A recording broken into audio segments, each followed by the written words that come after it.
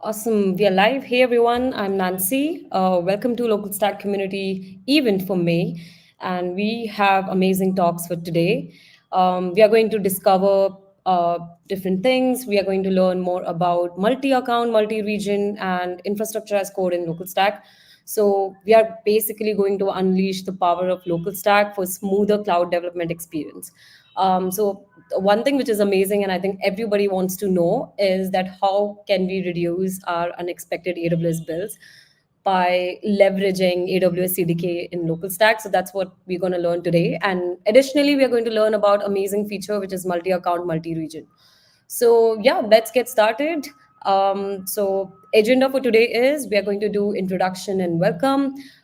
We are going to learn about infrastructure as code in the boring way, and then we are going to have question and answers. The second talk is going to be multi-account and multi-region in local stack, and then Q&A.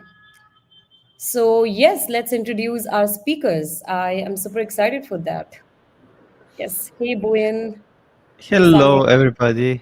I'm Bojan. I work at LocalStack, mostly on CloudFormation stuff. So if you're doing infrastructure as a code, you most likely worked with the code I have written. So sorry for that. Yeah. By the way, I really love your tagline, cool IAC person. That's amazing. Yeah. Just like the infrastructure as code makes everything cool. So yeah. Um, Also, my mom told me I'm cool. So yeah, definitely. Thank you so much, Boyan, for your introduction. Maybe do you want to tell something more, or we are gonna know more about you in the slides later when you give the I, talk? I put all the interesting stuff into my slides, so no worries. So we let people wait. Thank you, Boyan. Sanya, we would love to know more about you. Hey everyone, I'm Sanya Singhu and I am a software engineer here at LocalStack, and you'll get to know me better when I put up my talk in a very short time. So yes.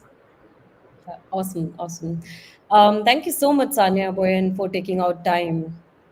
So, yeah, so let's move ahead. I am just going to tell you more about how you can ask questions to our speakers. So, you can basically join slido.com. You can use the code which is given on the screen, as you can see, or maybe you can scan the QR code.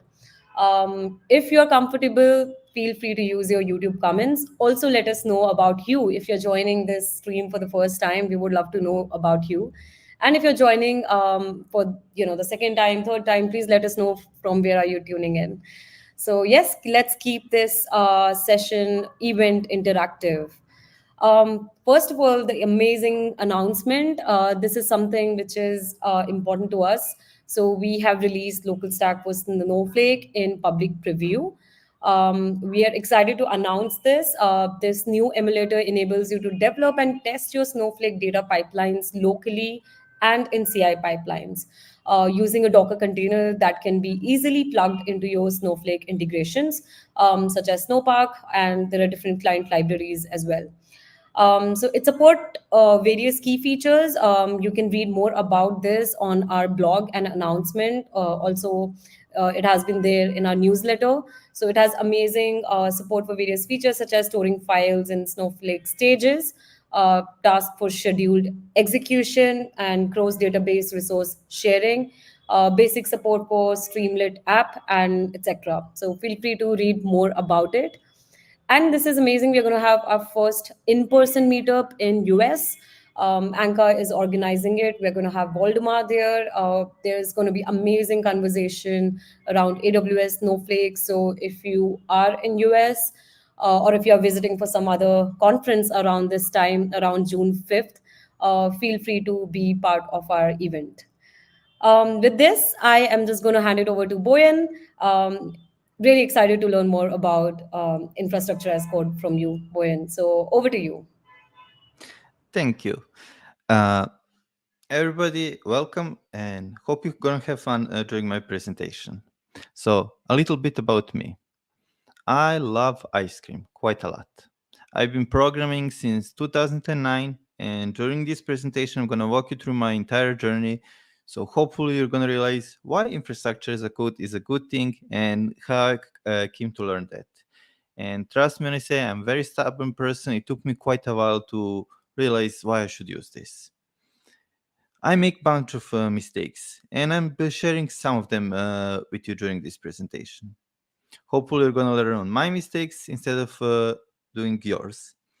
And also, I love having virtual coffee with strangers on internet. So don't be shy. Free to connect with me on LinkedIn. Throw me a message, and let's chat. So during this talk, I'm going to be covering what is infrastructure as a code. I'm going to be telling you when to use it, and I'll be giving you lots of examples of stuff I did wrong and how I actually got to infrastructure as a code, all the way from the very beginnings.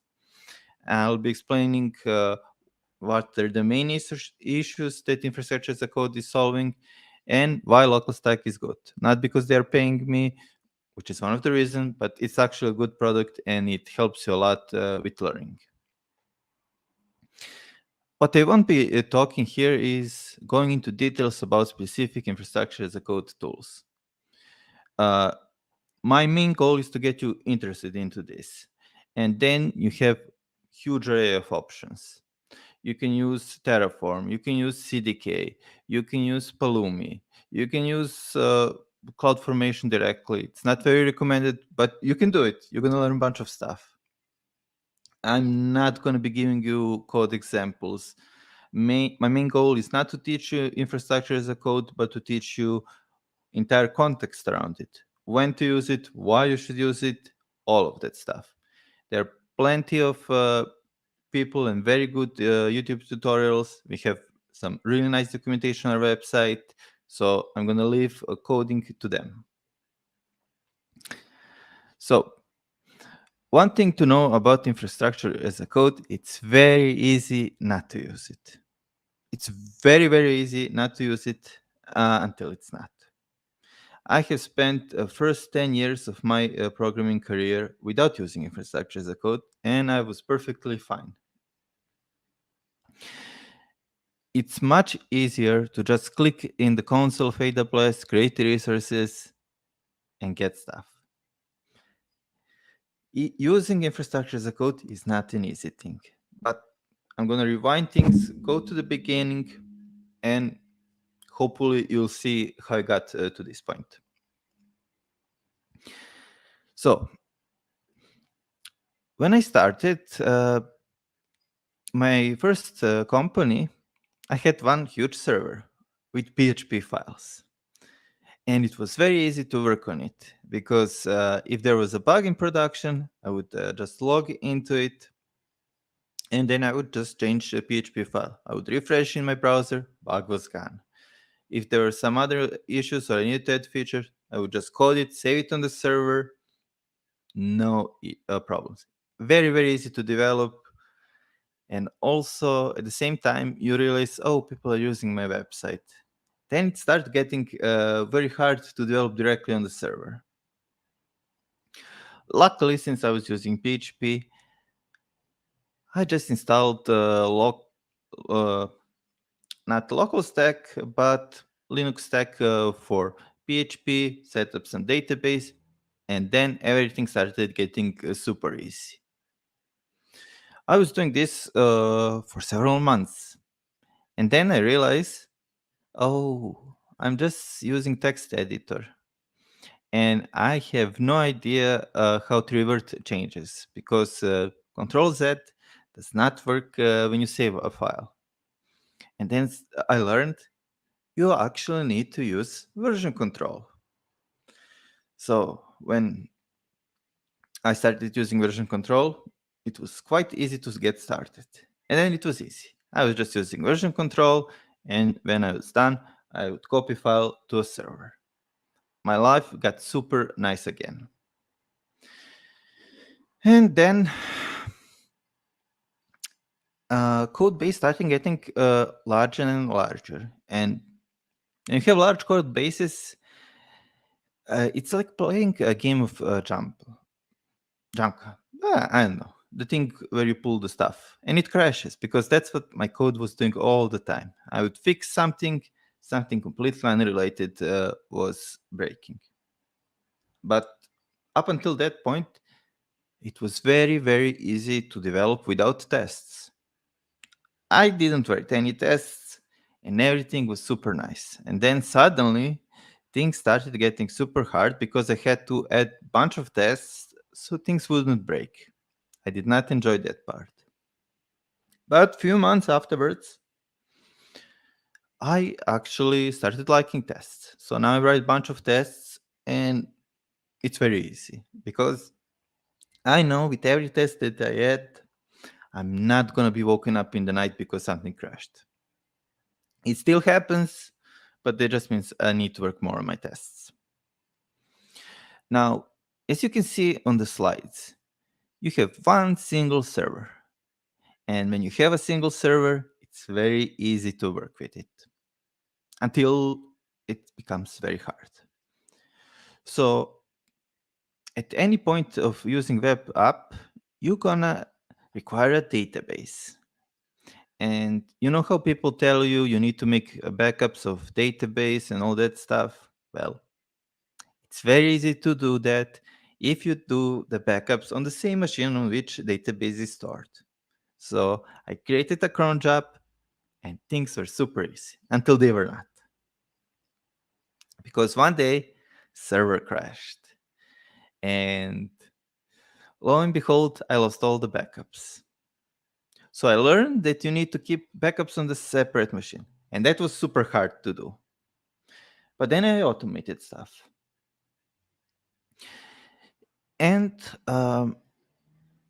people actually started using my product.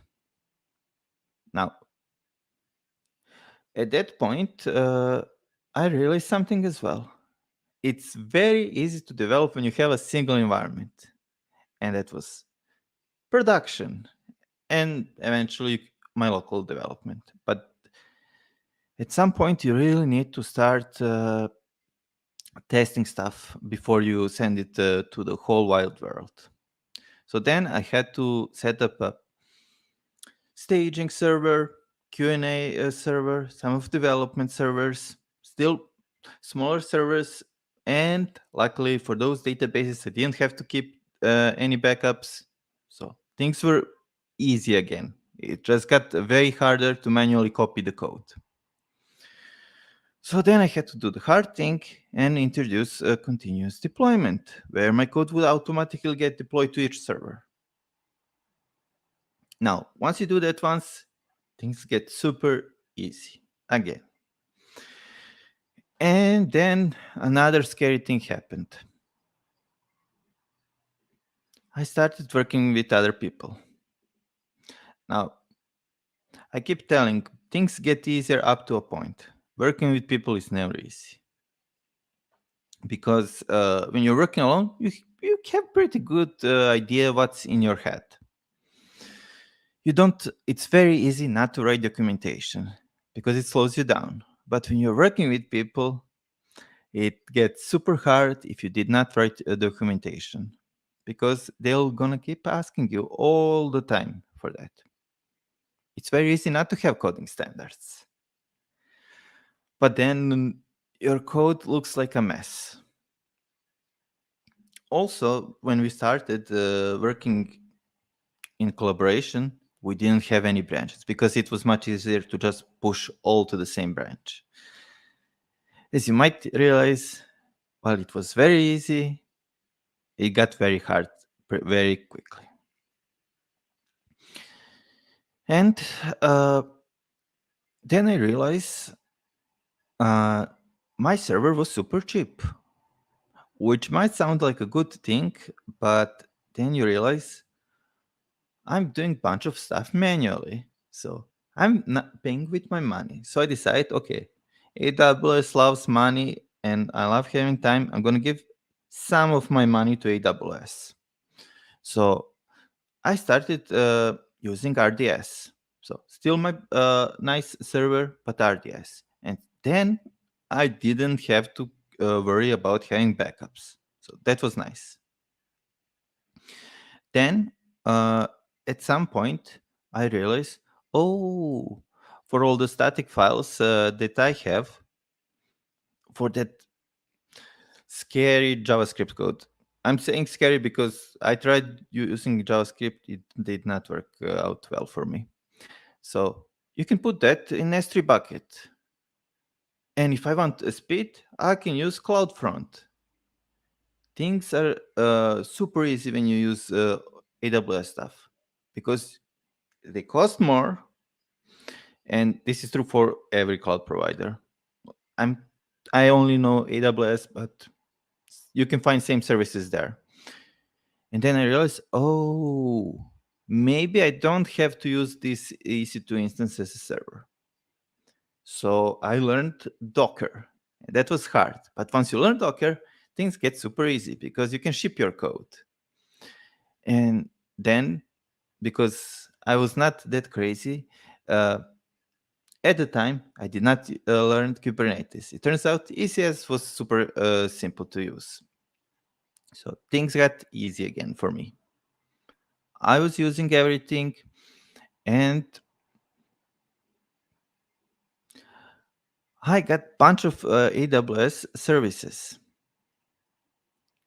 And since AWS was very nice at handling stuff, and I got my certification, I knew I have to have everything to be resilient as possible. So bunch of other services set up. So if this thing crashes, this other thing can take over. Everything was well architected. And I was super happy. And as every normal person, I use AWS console for that. You just click, okay, now you have your ECS in these two regions. Oh, you can set up networking, and that worked pretty nice. Happiness. And then I realized something. Those pesky people from staging and Q&A, they want their own requirement, their own separate environments. They want to make my life difficult. So I did what a normal person does, is basically try to remember where I clicked in the console and do that in another AWS account.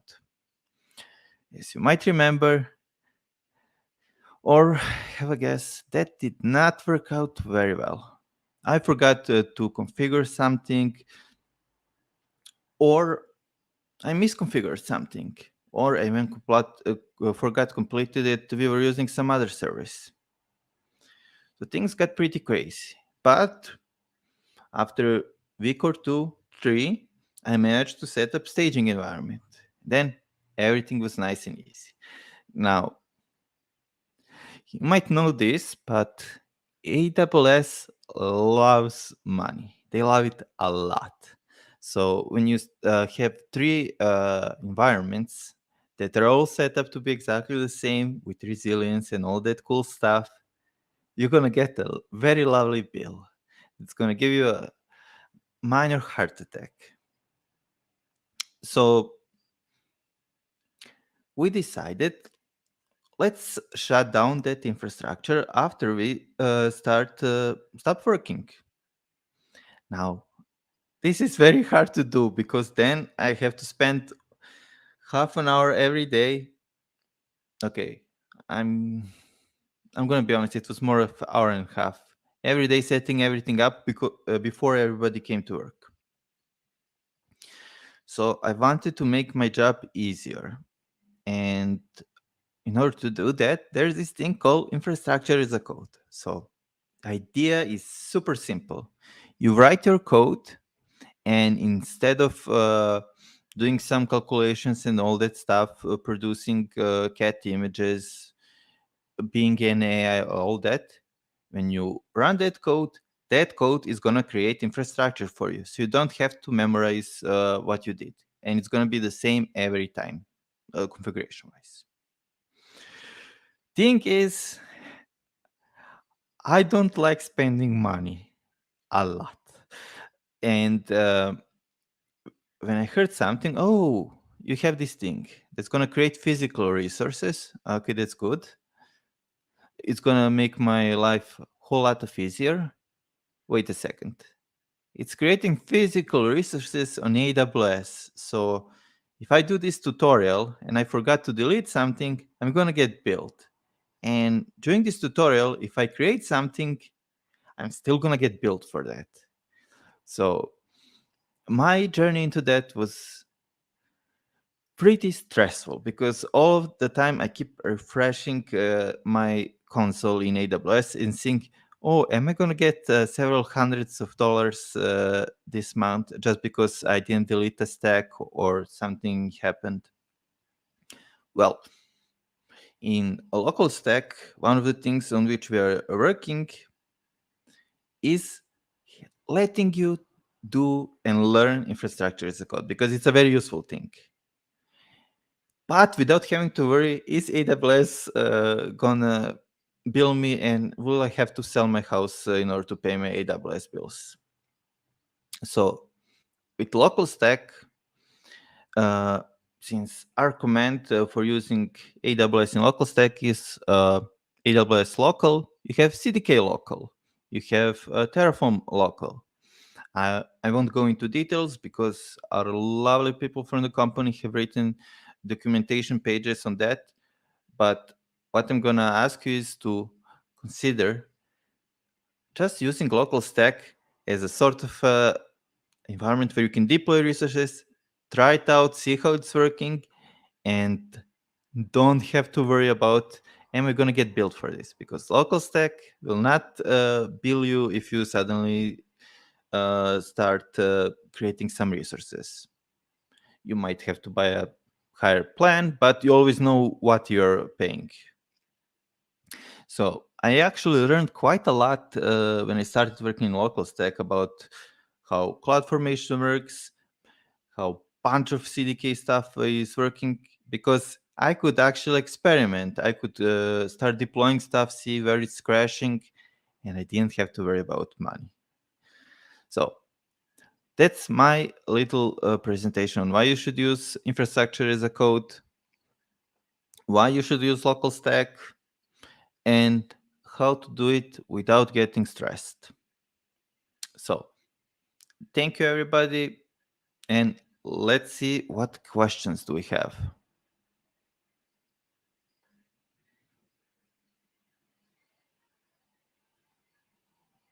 Awesome. Thank you so much, Boyan, for the presentation. I mean, when you were talking about the AWS builds, I just could remember one meme in which I'm just gonna share screen because I cannot.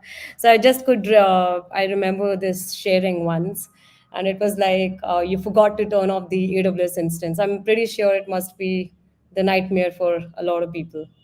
Um, yeah. Trust me, only thing worse than that is when you forget to shut down your Exactly. CloudFormation stack.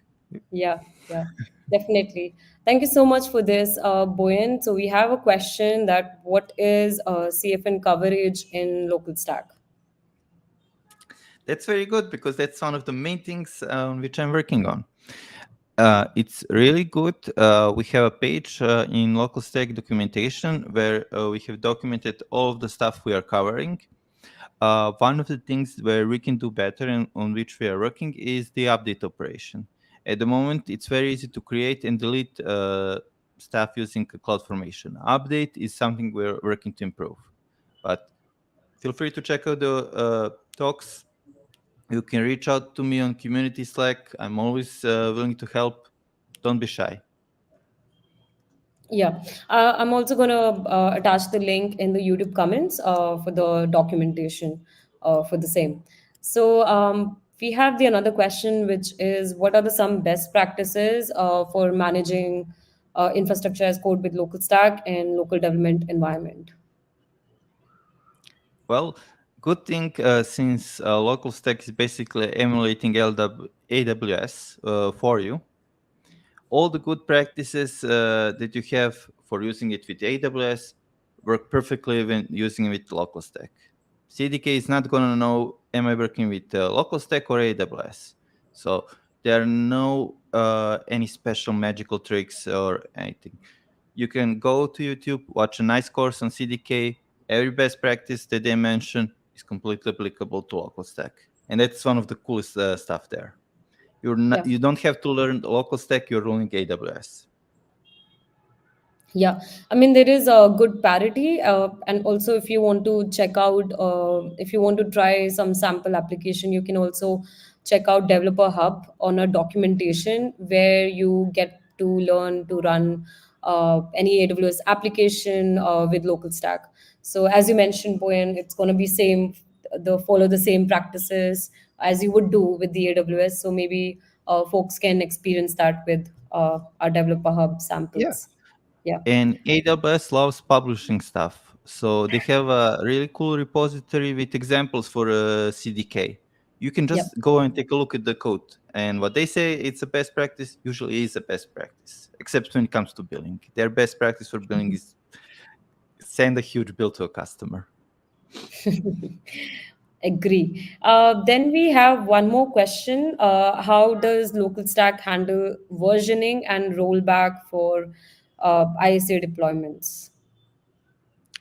Yeah, that's something on which we are working on because our support for update is not that great. We are working on improving that. At the moment, you can create stack and delete them. So for getting started with infrastructure as a code, testing your deployment, it's really good. For versioning and rollbacks, we're still working on getting there. We have a basic support for that. It might work perfectly for your case. Mhm. There are no scary stuff in LocalStack. Yeah. Perfect. I mean, thank you so much, Boyan, for the presentation and taking out time today for this. And if anyone has any questions for Boyan, so maybe you can just hang out on YouTube comments, or you can also reach out to us on our Slack channel. So I'm just yeah, this is our Slack channel, which is slack.localstack.cloud. So if you have any question, feel free to be there. Thank you so much, Boyan. So with this, maybe we can move on to the next talk. Okay. Bye, Yeah, everybody. yeah. Thank you. Awesome. So we have Sanya with our next presentation. Super excited to know more about multi-account and multi-region in LocalStack. Over to you, Sanya.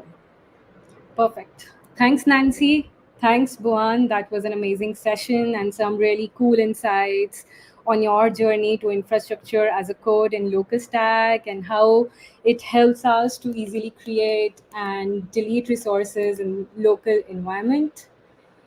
Hi everyone, welcome to the second session of today's meetup.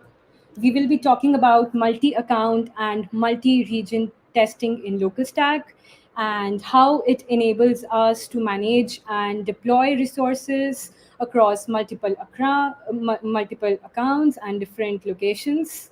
And also, this practice helps us enhance the robustness, scalability, and compliance of our applications. So, as promised, a little bit about me. My name is Sanya Singhal. I'm a software engineer here at LocalStack. I have been with the company for about an year and a half and focusing on cross account and cross region functionality in our core product. I also serve as the service owner for KMS, Transcribe, and I'm working on an upcoming service, so stay tuned for it. It is DMS, the Database Migration Service, and its use cases, but it is in the preview state. You can reach out to me on my company email or community Slack channel for any queries and feedback, and that's my GitHub handle.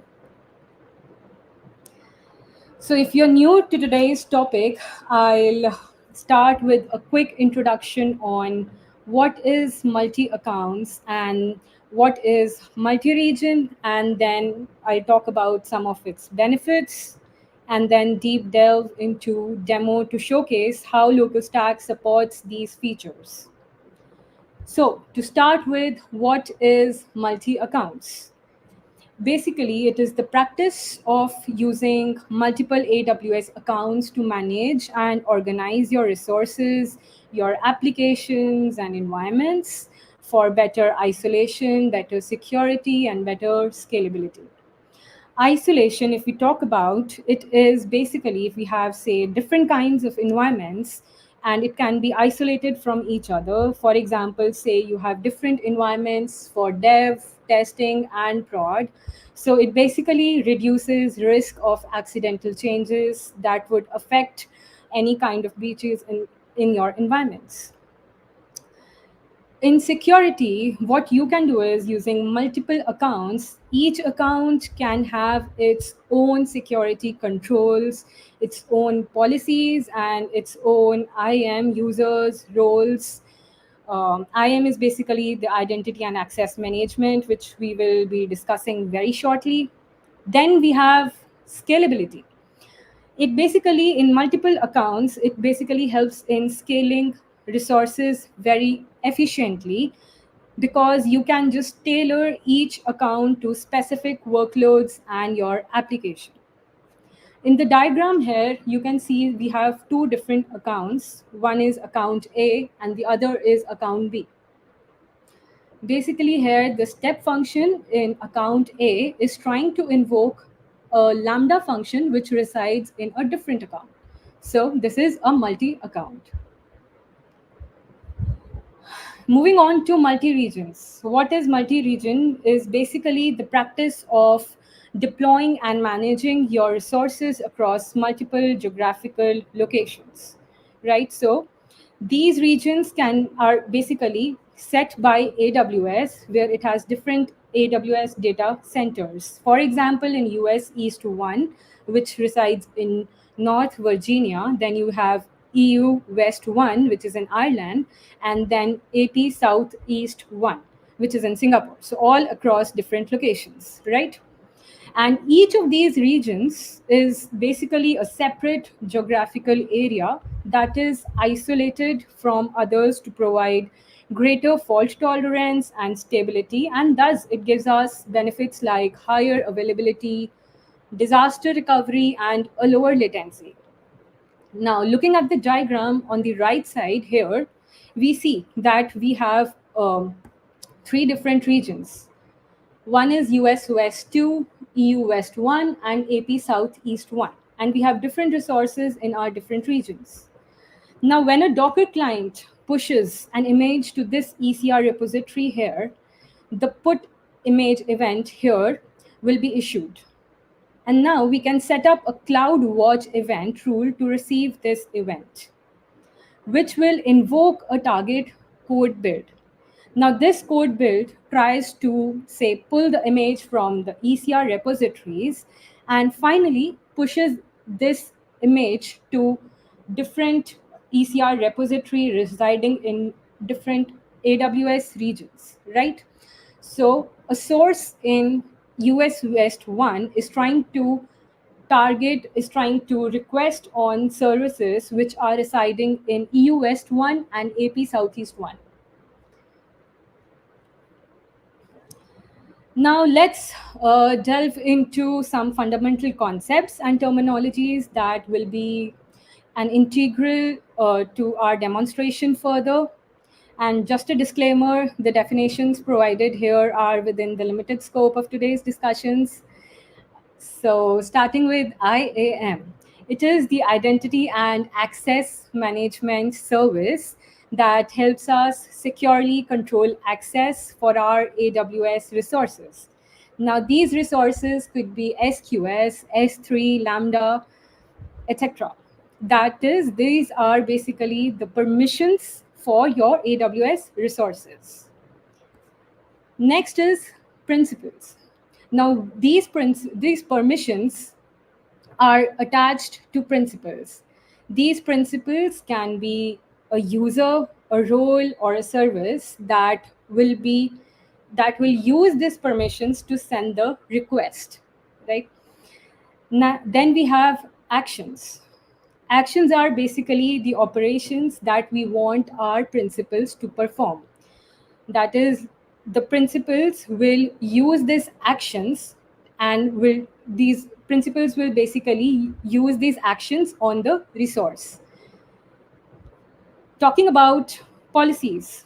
Policies in IAM are JSON permissions that control what actions a principal can perform and on which resources and which conditions.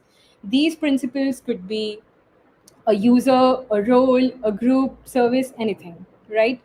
A basic example of action could be, say, if we want to send a message to an SQS queue, that would be an action, right? Furthermore, there are various types of policies, but we will focus on discussing just two of them today. First is the identity based policy, where each policy is attached to an IAM identity. An IAM identity could be a user or a group to which these users belong to, and grants permissions to an identity. Whereas, on the other hand, we have the resource based policies, which are attached to the resources. Several services support resource based policies in AWS, for example, S3, SQS, KMS. Now we have an example policy here, and we have different fields set in these policies, right? First is the version. Version is basically the current version of the policy language, and it is set to this date, 2012 1017. Then we have the statement element, which could be a single statement or an array of statements. Then you have the SID, which is an optional identifier, and you can just use it to describe what your policy statement stands for. Then you have effect. What is effect? The effect basically states that whether or not to allow or deny whether to allow or deny an explicit action, right? So it basically states like whether this will allow or deny this action for a principal on this particular resource. An action, as we discussed, is an API operation that the principal will use on the resource. Here I have used S3 list all my buckets. Then you have the resource. It could be any AWS resource. Here I have used a wildcard asterisk, which means all the resources.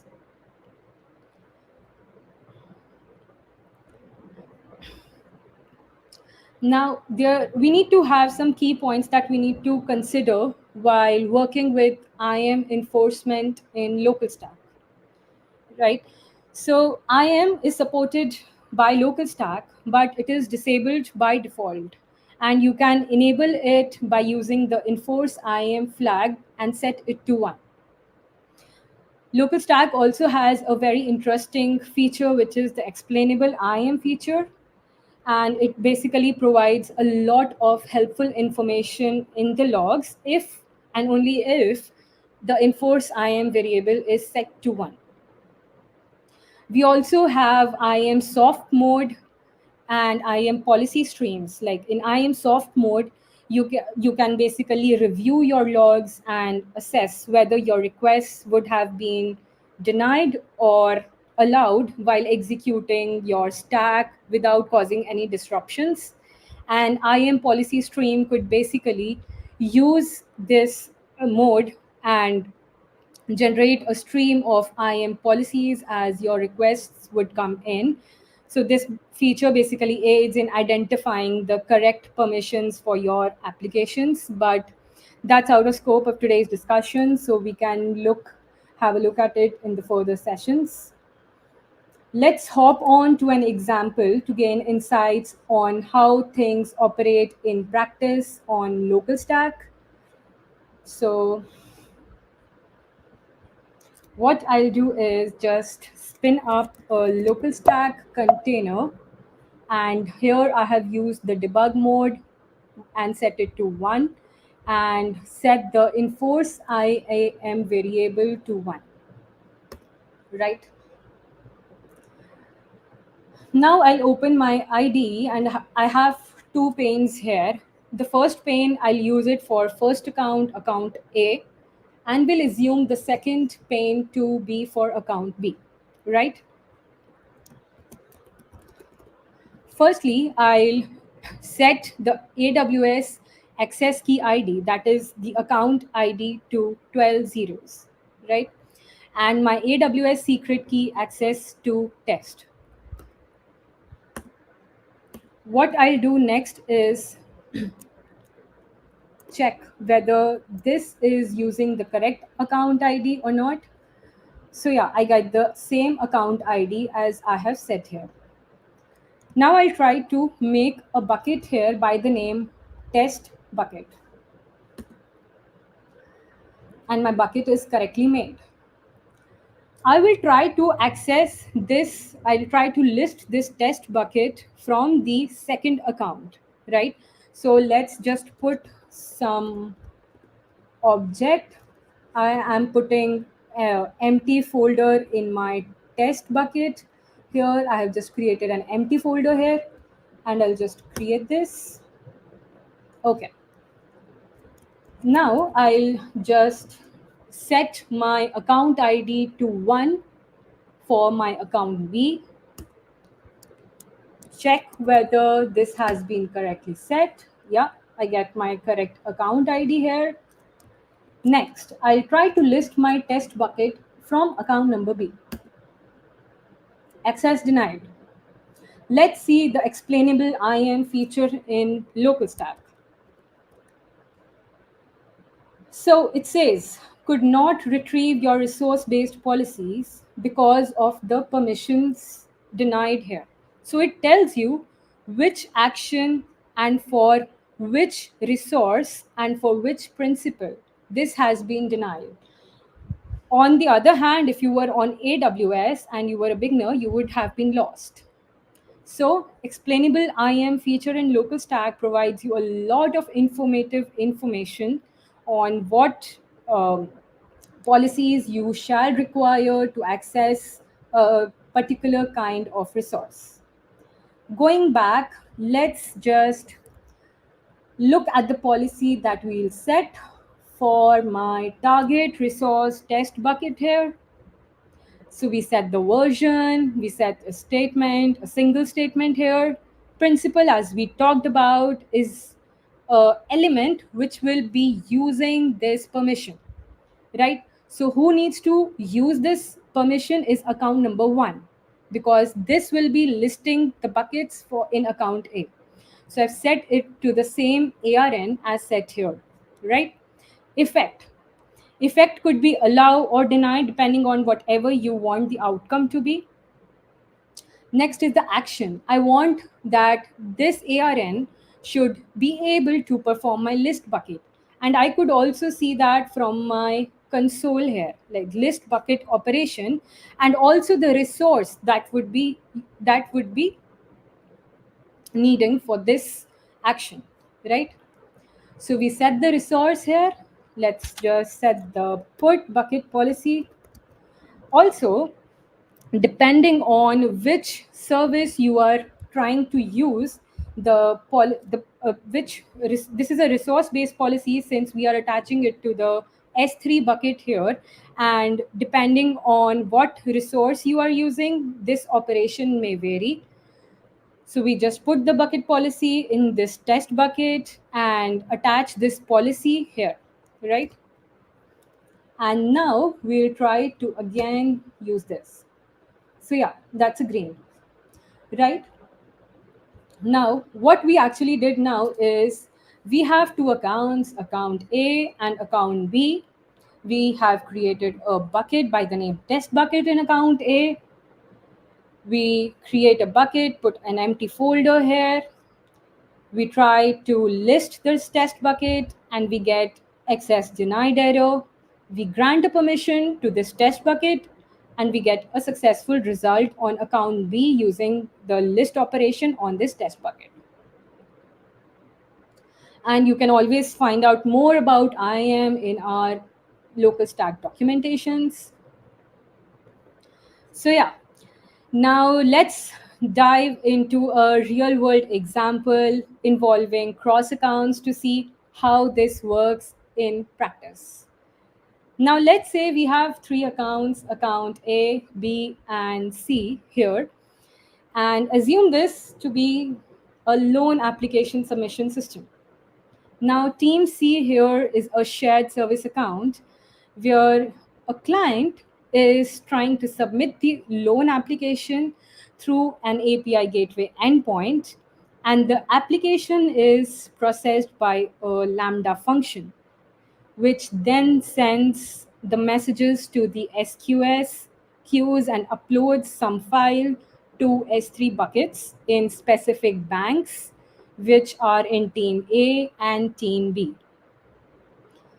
Now, Team C is basically the loan application processing systems. Team A and Team B are the banks.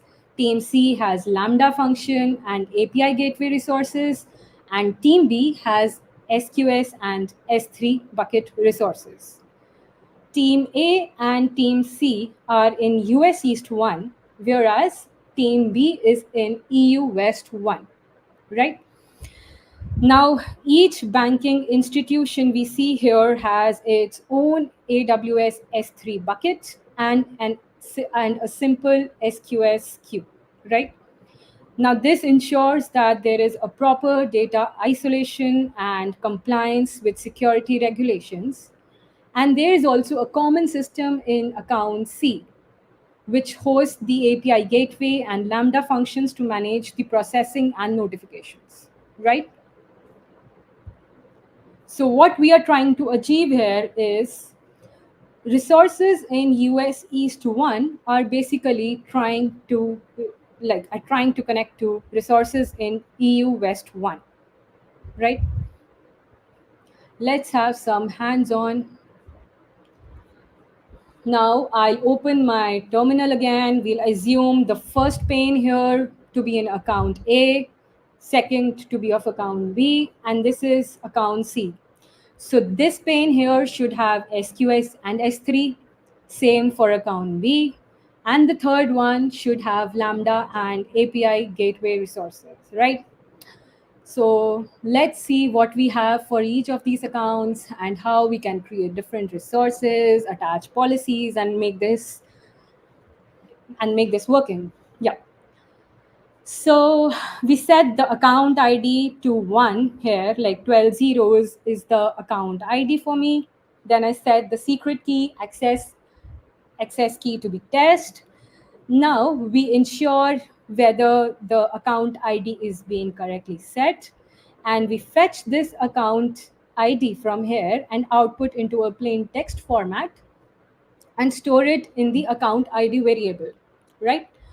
Now we have queue name, which will be team-q the account ID, right? And then we have the bucket name, which would be team-bucket again, account ID. Now, what we do is create a queue with the queue name above created in line number 9. And we fetch the queue URL and output as a plain text here and store it in the queue URL.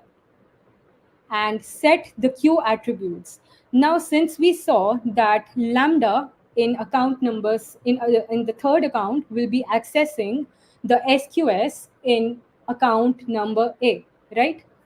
So we need to attach a policy. And here we are using a resource-based policy. Let's see what we have in this policy. We open the SQS policy 1.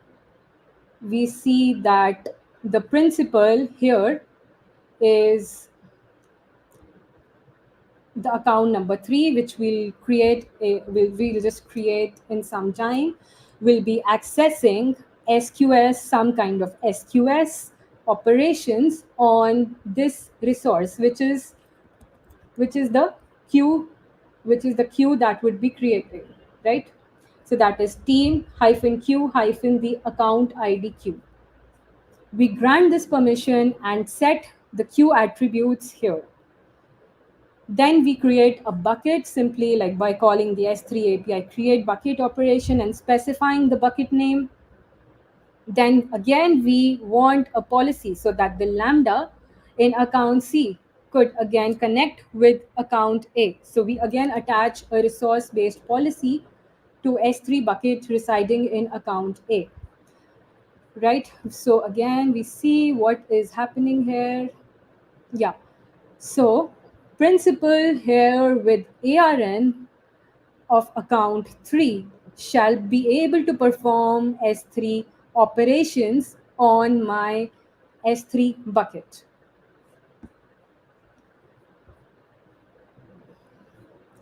And yeah, that's all for that's the infrastructure for account A. Let's deploy this for account A.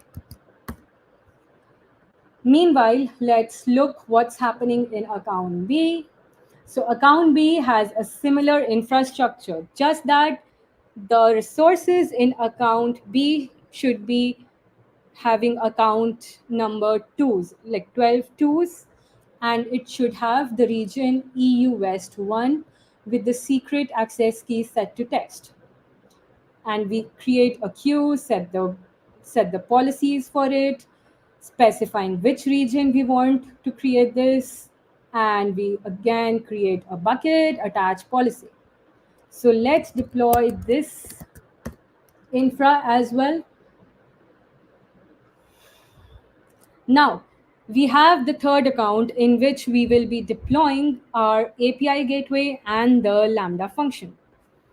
So we set the account ID here to 3, secret access key to test, create a Lambda execution role so that our Lambda is able to access our AWS resources, put a role policy to it. Then I'm using a zip, which is an inbuilt command line utility to create a deployment package for my Lambda function. Let's see what my Lambda function is doing here. So basically, it will take the attributes from my API gateway method that we'll just create a REST API to invoke my Lambda function. It will fetch the different attributes from it, and creates Boto clients for S3 and SQS. And what it does is puts an object in this bucket with team-bucket-account, and with the key file name that a user will be sending, and then a content of this file, right? That will again be coming through the REST API.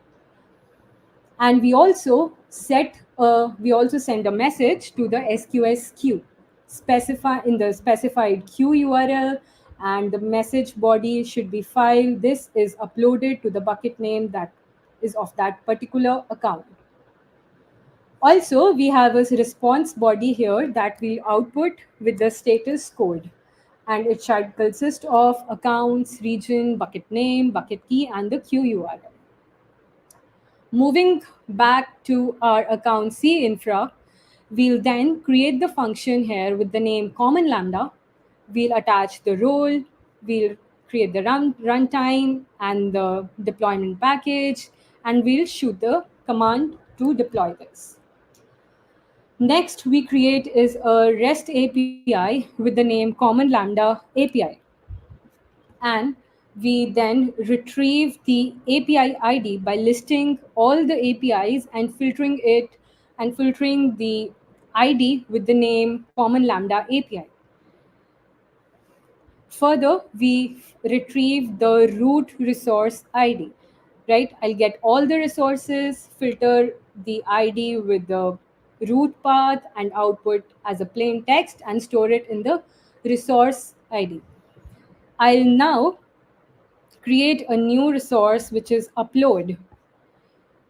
I'll create a resource, attach it to the API ID and the parent to which I want the new path to connect to, and query and extract the ID and output it as a plain text to my upload resource ID. Now I'll attach a post method to this API, right? I'll basically just take my I'll call the put method handler, attach a REST API ID, upload the resource ID. I'll attach a upload resource ID and a post method. Next is I create integration between my Lambda function and the API gateway by specifying the REST API ID, the resource ID, the HTTP request, the HTTP method being used, and the type is AWS proxy. I'm using it here because I'm like directly integrating it with the Lambda function, and then finally attaching the URI of my Lambda function here. And I create the deployment for this API and just tag this as a prod, like a prod deployment, right?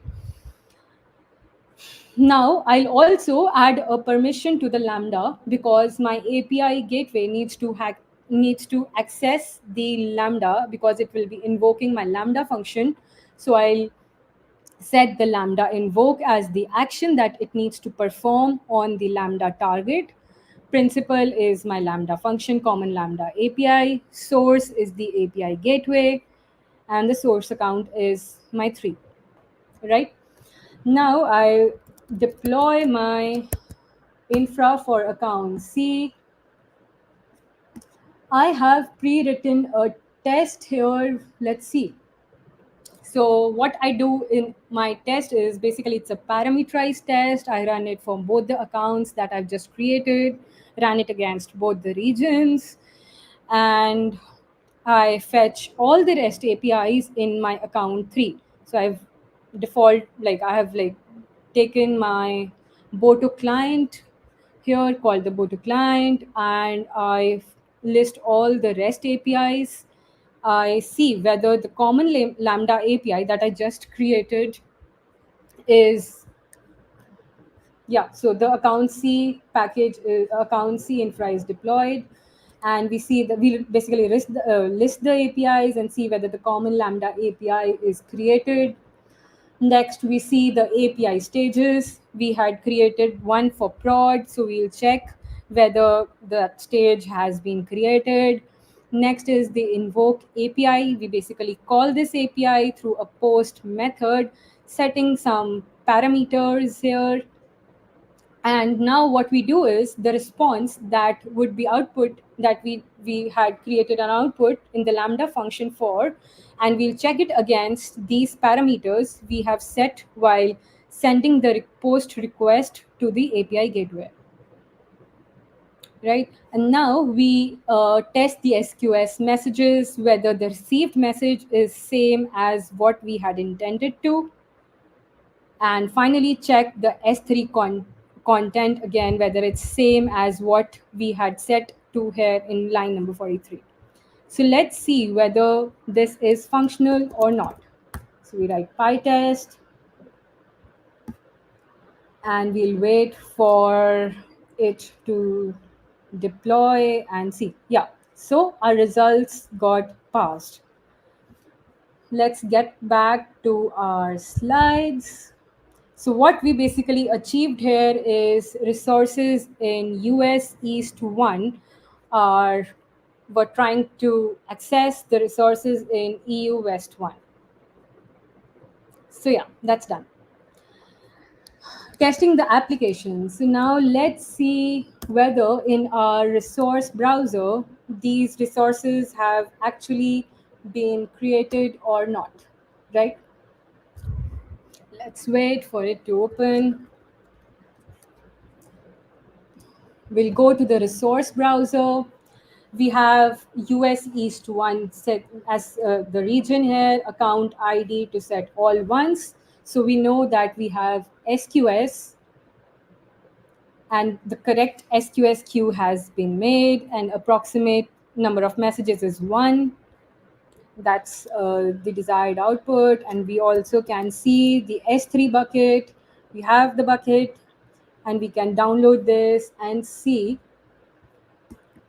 Yeah, so we have the correct message that we tried to send through our test. Hello from LocalStack from Team C.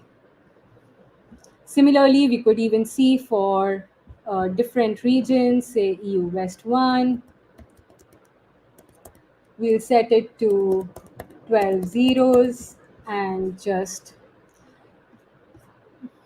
refresh the page. We'll see the same things for the S3 bucket in account number 2. And let's see what we have for SQS here. Yeah, so it's also been correctly made. Similarly, we could also test this for our third account, and we should expect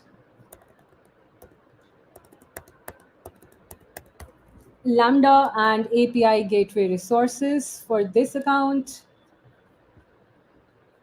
So let's see whether we have it or not. Yeah, so we have a API gateway with the name Common Lambda API. And let's check whether our Lambda got deployed successfully. Yeah, so we have one with the name Common Lambda. We could we could see what logs we have for this, and it should be invoked twice, since one for account 1 and the other for account ID 2, right? So yeah, it's been invoked twice. So yeah, we're good to go. Coming back to our slides, we saw how account C has Lambda and API gateway deployed, and then we could see account A, SQS, and S3 messages, and similarly for account B. Yeah, so we have almost come to the end of the session. To wrap up, let's quickly see what we just discovered today. So first is IAM policy enforcement is a very good feature in LocalStack that can be used to test your security policies and create more realistic environment that more closely resembles real AWS behavior. And LocalStack supports IAM, but it is disabled by default, and you could enable it by using enforce IAM variable. Next is the explainable IAM logs that we just saw in our terminal, and how the resource-based policies are helpful in multi-accounts and multi-regions to access different resources across across multiple accounts and different geographical locations. And then we have the multi-accounts and multi-regions in LocalStack, which can be achieved very easily, and it helps us in managing and deploying resources. And using LocalStack, we can stimulate more realistic AWS behavior without paying hefty bills, and replicate and emulate multi-accounts and multi-region functionality for testing and development purposes. So yeah, that's all for today's session. I'll open the floor for any questions now. Yeah. Thank you, Sanya. That was really nice. I mean, wonderful demo because you just walked us through each and every step, and yeah, it's really nice, and it's a very awesome work because now you can really simulate the whole. You can have the more like realistic environment where you can test out things. So with this, let's go with the question. The first question is you mentioned about identity-based policy. Does LocalStack support it? So yeah, LocalStack supports identity-based policy. You could basically you could just create a sub-user to your root account, and then maybe just try to access your, try to create a bucket from that sub-user, and you won't be able to access it. Then just try to give it permissions, and then you will be able to access it. And you could also use our AWS docs that covers this. You could just create a user. We have the docs. I'll just share it in the comments. Awesome, awesome. I will do that. Cool. So the next question is, what is the IAM coverage in LocalStack? IAM coverage in LocalStack is pretty good. Again, there's a doc for this, and there are a list of supported services. Let me just share my screen again. I can even walk through what are the different AWS services that we support and the different policy environment. Yeah. So these are the supported services. And then you could even find what are the inter-service enforcement supported, different policy types. and then policy elements that we just talked about. How is there support in LocalStack? So you can just check this out. Awesome. Awesome. Thank you for sharing this, Sanya. So we have another question. When using AWS SSO, can this be emulated in local stack as well? How could we test these roles locally? I'm not very familiar with like what can be done with AWS SSO, but roles basically you can just use our IAM soft mode to test like whether or not your permissions would be denied or like it would be granted if you would replicate it in a real AWS world, and also you could use IAM policy streams to do that. Yeah, yeah, awesome. Yeah, I mean, you can also refer to the web app. I think you have already shown that in the demo, where you can test out these policies. You can figure out how you can right size the policy according to your application. So it could be really helpful. The next question is, does LS support identity-based policy?